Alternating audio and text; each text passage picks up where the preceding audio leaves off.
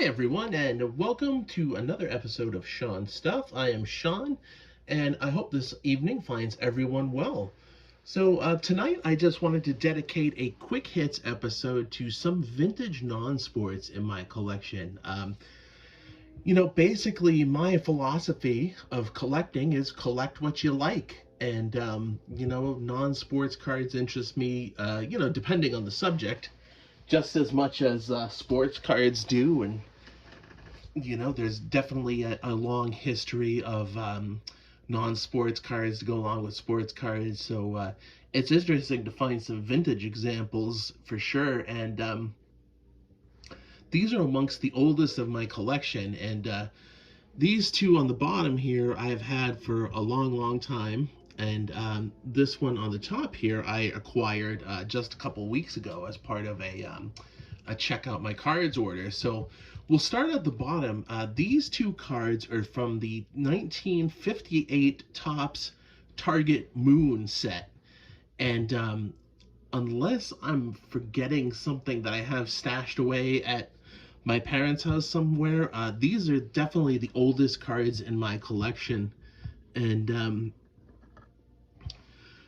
for being the age that they're in, they're not in terrible shape. I mean, upon close inspection, you can see stains, and there's definitely chipping on the border, and the centering's not the greatest. But the photo or the picture looks absolutely crystal clear. And the story behind these is that I'll show you this second one here, Sunset on the Earth, and this is what the back of these cards look like. And I'll tell you the story behind these is that the last time I had an LCS, I mean a genuine local card store, was when I lived in Melrose, Massachusetts, and I would say it was probably from like 1989 to 1992, really. So like more or less my high school years.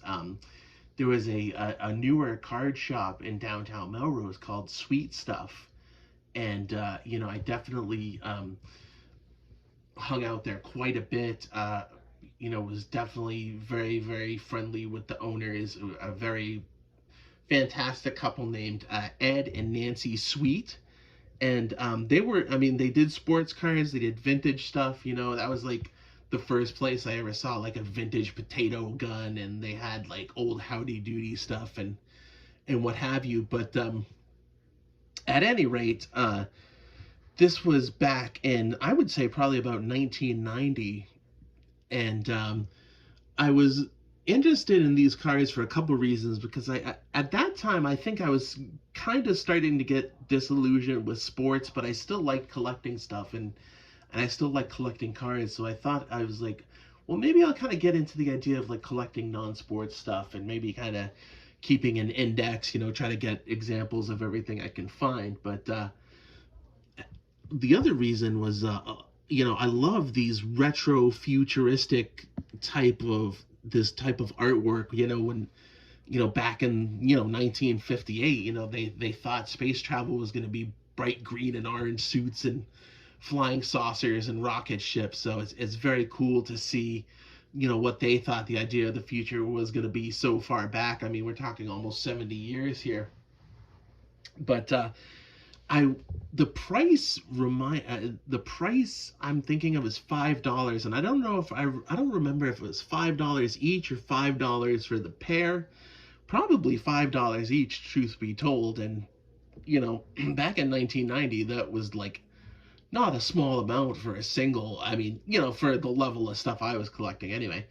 But anyway, long story short, by the time I graduated high school in 92, we moved to New Hampshire, and I couldn't get to Sweet Stuff anymore. And I know they stayed open for a number of years afterwards. I think I stopped in there back when I was in town from one of my stints in living in Texas in like 99, 2000. But yeah, I don't think it is in Melrose anymore. And it was a great store, great owners. I don't know if Eddie and Nancy are still around, but they were just wonderful people, and very awesome and very friendly. So that's my story behind those cards. I really like them a lot. And this is one that I acquired recently. Check out my cards order. And this is 1965 Fleer, the McHale's Navy set from the television show starring Ernest Borgnine. As you can see, this card number 2. There's Ernest Borgnine, Tim Conway. And the subject of this card, and I bought this card specifically because of this gentleman here. Now, on the character, he's Captain, the fearless leader, Captain Binghamton. But the actor was named Joe Flynn, and he was a tremendous comic actor with a long career in Hollywood, dating back to the late 40s. But, you know, where I kind of recognized him were the Kurt Russell Disney movies, you know, Strongest Man in the World, The Computer Wore Tennis Shoes, The Invisible Man, or Now You See Him, Now You Don't, something with invisibility. Anyway, Joe Flynn is a hilarious comic actor. He plays, his specialty is playing those kind of blustery, authoritarian figures who think they're kind of getting over on the cool people, or the people who are trying to get the most out of life, kind of thing. But invariably his plans end up backfiring, and he becomes exasperated and you know, has a comic meltdown. But you know, Joe Flynn unfortunately died at the age of 49 in 1974. He had a heart attack while swimming, and unfortunately, you know, he passed away. So, you know, we were robbed of at least a few more years of his comic genius. And I have to say, like, he is hilarious in anything you watch him on. You know, if you have Disney Plus, I believe those old Kurt Russell movies are part of the service, so I would definitely recommend those. McHale's Navy, the episodes are on YouTube. I will say honestly, and you know, take of this what you will, the humor involving Asians is not right.